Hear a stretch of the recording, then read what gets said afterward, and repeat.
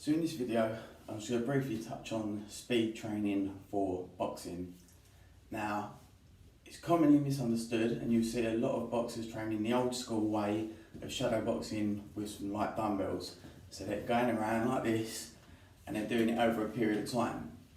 Now, the reason this is the incorrect way to train to build speed is because by doing shadow boxing with a light dumbbell, what you're actually doing is training your slow twitch type 1 muscle fibres.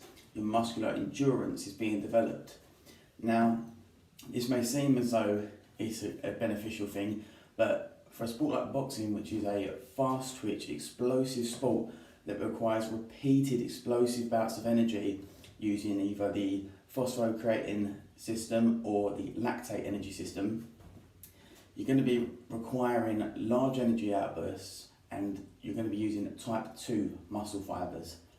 So by training speed in this way, you're actually getting the incorrect stimulus because you're creating an adaptation to develop the type 1 muscular endurance slow twitch muscle fibres. So how should you actually be training for speed when it comes to sports like boxing? Again, you could use a light dumbbell, but instead of repeating the movement again and again with a light resistance, what you actually want to do is use a light resistance still, but we want speed development. So we're going to be doing velocity based training. So you want to exert the maximal amount of force in the quickest space of time. So we could have a dumbbell here, and similar to a punching movement, we could do a single arm shoulder press, but it's how we do it. So again, it's a light resistance, and then what we're going to do is with a maximal force output, we're going to drive that dumbbell up. So it's going to look like this. So that, as opposed to throwing punches like this repeatedly, that's what's going to develop our speed, rate of force development. But our true speed training is going to be at a very low percentage of our 1 rep max, and it's going to be only for a couple of reps. We're not doing it to failure or anywhere near failure.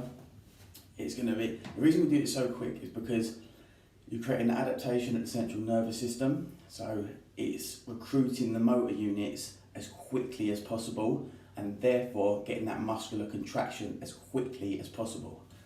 That's how you train speed.